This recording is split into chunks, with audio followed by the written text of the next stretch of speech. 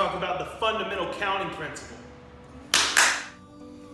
The way we're looking at the fundamental counting principle is a way to make a group out of more specific groups of things. So what I mean by that is, let's say we want to make an outfit out of 2 pairs of jeans, 3 shirts, and 2 pairs of shoes.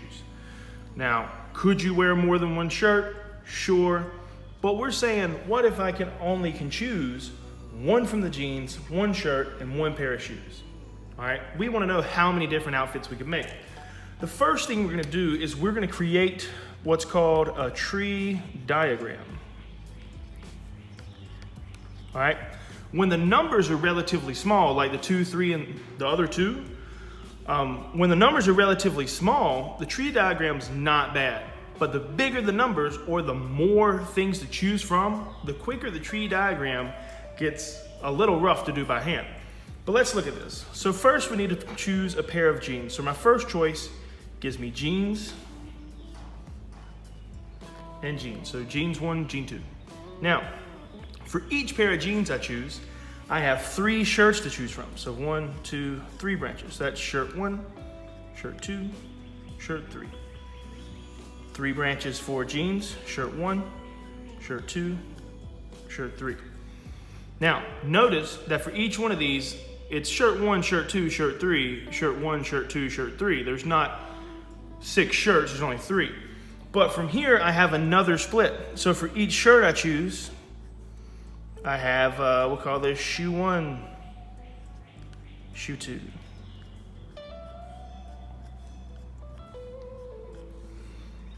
Shoe 1, shoe 2. Shoe 1, shoe 2. Shoe 1, shoe 2. Shoe 1, shoe 2. Shoe 1, shoe 2. Now, this tree tells me 2 different things. It can tell me what each outfit is, and then it also tells me the total number of outfits. So for instance, if I look at it, 1, 2, 3, 4, 5, 6, 7, 8, 9, 10, 11, 12. There are 12 outfits that could be made by picking 1 from each group up here. This tree diagram also tells me what each outfit would be. Jean 1, shirt 2, or jean 2, shirt 2, shoe 1. All those are possible. Another way of doing the same type of work that's a little bit quicker if I'm just trying to determine how many possible outcomes there are is what I like to call the blank method. Now, the way I do the blank method, there's probably another fancier way from it, but let's talk about if we're making a sundae. Now, I know it's a little bit ridiculous for a sundae to only be able to choose 1 topping, but let's say it's for a fundraiser and you can pick your ice cream, pick your topping, and there you go. So when I set it up like this, I have 2 blanks. The first blank is the number of ice cream choices, which is 5. The second blank, in this case, is the number of toppings, which is 10. 5 times 10, 50. There are 50 different sundaes that I can make if I choose 1 from this group and 1 from that group.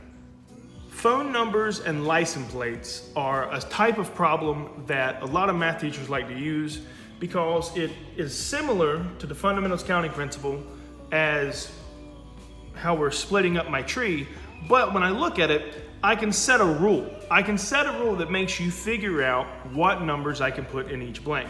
So for instance, a 7-digit telephone number, the first number can't be 0.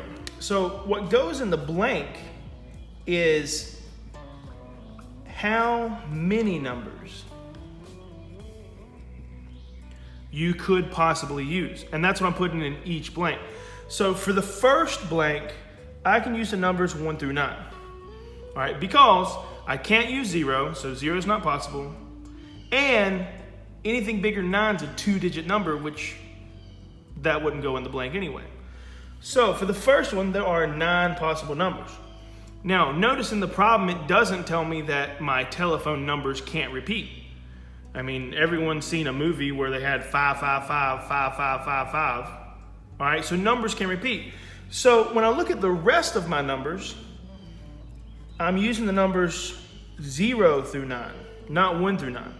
All right, so if 1 through 9 is 9 numbers, then 0 through 9 is 10 numbers. So there's 10 possible numbers for the remaining slots for my telephone number. So I have 9 for the first one, 10 for the second, 10 for the second, 10 for the third, 10 for the fourth, 10 for the fifth, 10 for the sixth, 10 for the seventh.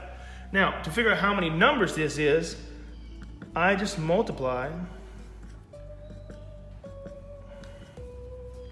all my blanks together. So 90, 900, 9,000, 90,000, 900,000, 9 million.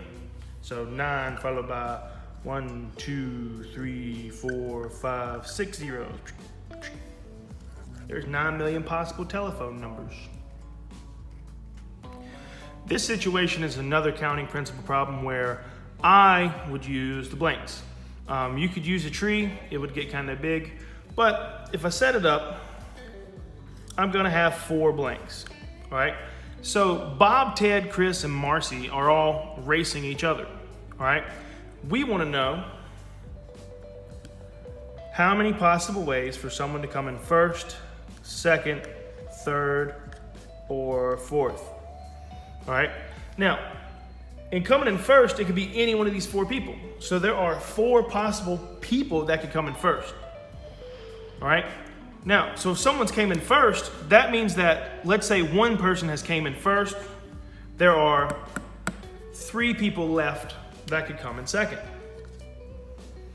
If someone has finished first and someone has finished second, that means 2 people has finished. That leaves me with 2 people left. So there are 2 people left that could come in third.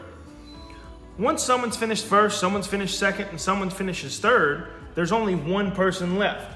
So we have 4 times 3 times 2 times 1. All right, so 4 times 3 is 12. 12 times 2 is 24.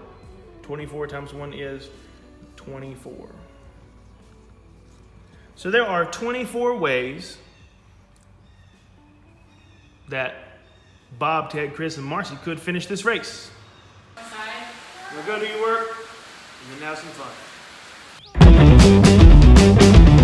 fun.